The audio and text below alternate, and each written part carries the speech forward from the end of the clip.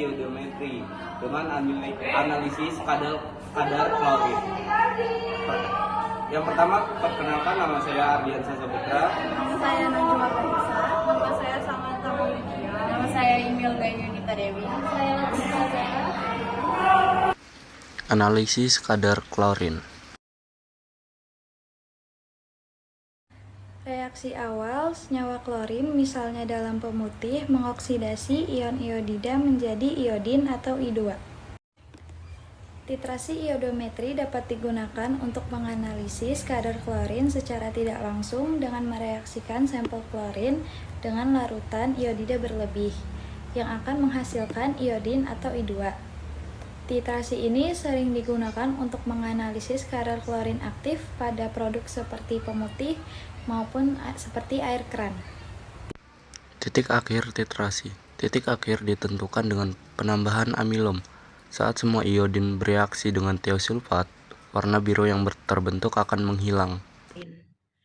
Prinsip utama metode ini adalah reaksi redoks atau reduksi oksidasi, di mana klorin yang bersifat sebagai agen pengoksidasi akan bereaksi dengan ion iodida berlebih dalam suasana asam untuk melepaskan iodin bebas, dan iodin yang dibebaskan ini kemudian dititrasi dengan larutan standar natrium tiosulfat untuk diukur jumlahnya. Proses ini melibatkan dua tahap reaksi utama. Itu yang pertama ada reaksi pembebasan iodin, dan yang kedua ada titrasi iodin yang terbentuk.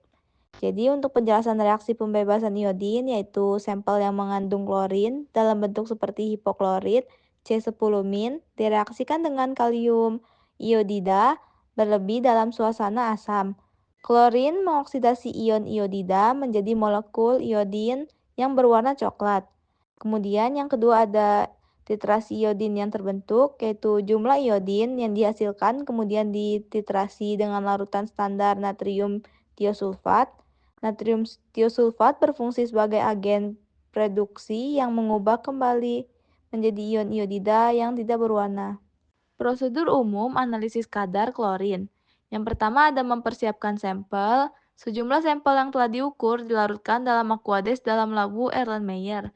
Yang kedua ada penambahan reagen, tambahkan larutan kalium iodida berlebih dan larutan asam seperti asam asetat atau asam sulfat ke dalam sampel untuk memastikan kondisi asam yang diperlukan ke pembebasan I2 yang optimal.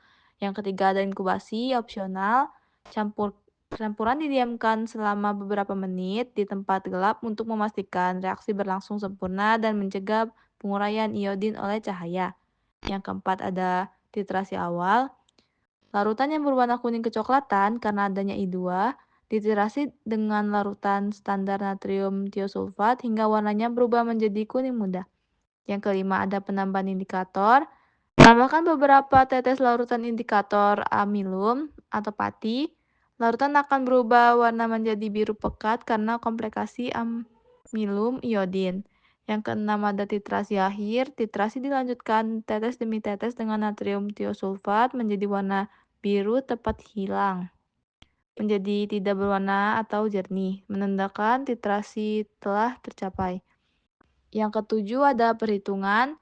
Volume titra natrium tiosulfat yang digunakan dicatat dan digunakan untuk menghitung kadar klorin dalam sampel berdasarkan prinsip stoikiometri reaksi. Hal yang perlu diperhatikan. Titrasi harus dilakukan pada kondisi pH asam 3-4. Karena pada kondisi netral atau basah, reaksi tidak mungkin stoikiometrik atau tiosulfat dapat teroksidasi sebagian. Kemudian, indikator amilum ditambahkan mendekati titik akhir untuk mencegah kompleks amilum iodin yang selalu stabil. Metode ini umumnya digunakan untuk mengukur konsentrasi klorin total yang tinggi. Sekian video ajar yang kami tampilkan. Wassalamualaikum warahmatullahi wabarakatuh.